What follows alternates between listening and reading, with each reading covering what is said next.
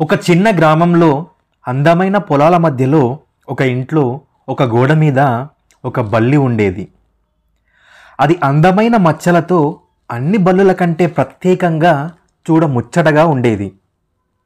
ఆ ఇంట్లో వారందరికీ, ముఖ్యంగా ఆ ఇంటి పిల్లలకు ఆ మచ్చల బల్లిని చూసి ముచ్చట పడిపోయేవారు. ఆ కుటుంబ సభ్యులు ఆ ఇంటికి ఆ మచ్చల బల్లిని అదృష్టంగా భావించేవారు. ఆ మచ్చల బల్లి వేటాడడంలో సమస్యల్లో చిక్కుకున్నప్పుడు మహా తెలివిగా వ్యవహరించేది. అదే ఇంటి బయట ఒక బలిష్టమైన బల్లి ఉండేది. దాని పేరు గజ్రా. అది చూడడానికి నల్లగా భయంకరంగా ఉండేది. ఆ మచ్చల బల్లికి తన నమ్మిన ఒక జీవిత తత్వం ఉంది. ఏది జరిగినా ఎదురు నిలవాలి, భయపడకుండా ముందుకు సాగాలి. కానీ ఆ చిన్న జీవికి కూడా చాలా సమస్యలు ఉండేవి.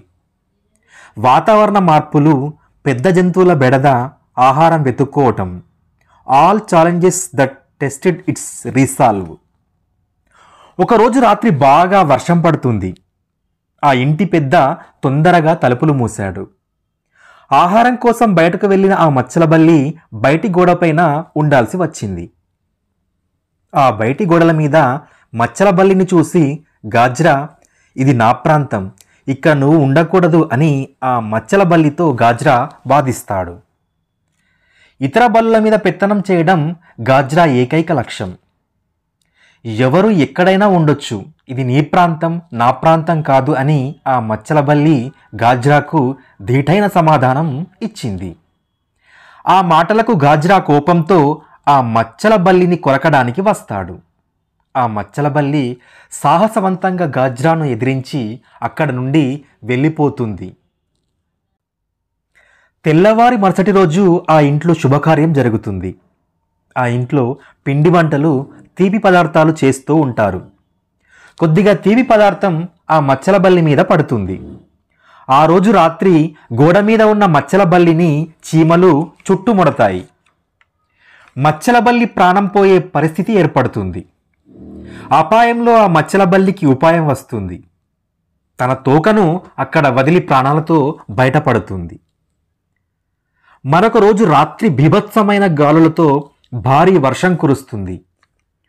ఉరుములు మెరుపులకు బయటి గోడపై ఉన్న గాజ్రా భయపడుతూ ఉంటుంది. ఎలాగైనా ఇంటి లోపలికి వెళ్ళాలని నిర్ణయించుకుంటుంది. గాజ్రా ఇంటి లోపలికి వస్తాడు. అక్కడ మచ్చల బల్లి ఉంటుంది. ఇంటిలోకి వచ్చిన గాజ్రాతో ఆ మచ్చల బల్లి ఈ విధంగా అంటుంది, ఇప్పుడు ఇది నా ప్రాంతం అని నేననను, నీతో గొడవ పడను. పరిస్థితులను బట్టి మనం మారాలి. ఎవరిది ఎవరికి సొంతం కాదు.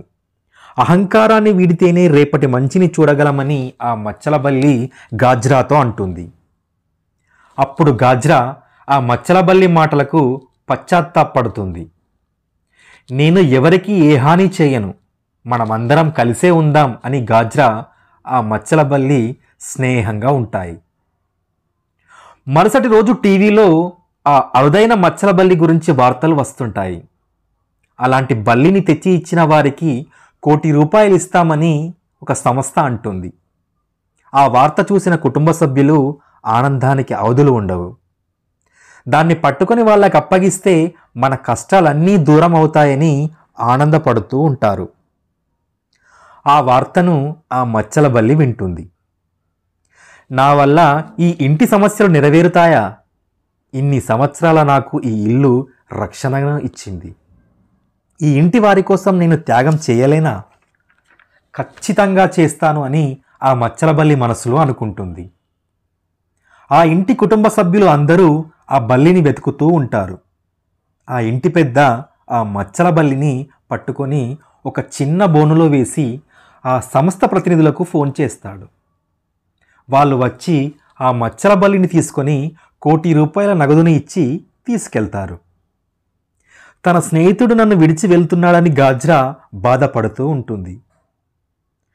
కష్టాలను ఎలా ఎదుర్కోవాలో, శత్రువులను ఎలా క్షమించాలో, కుటుంబం కోసం ఎలాంటి త్యాగం చేయాలో ఈ మచ్చల బల్లి కథ మనకు నేర్పిస్తుంది. కథ నచ్చితే ఒక్క లైక్ చేయండి, మన ఛానల్ని సబ్స్క్రైబ్ చేసుకోండి, మన ఛానల్కు సపోర్ట్గా ఉండండి. మరో మంచి కథతో మీ ముందుంటాను. అంతవరకు జై హింద్.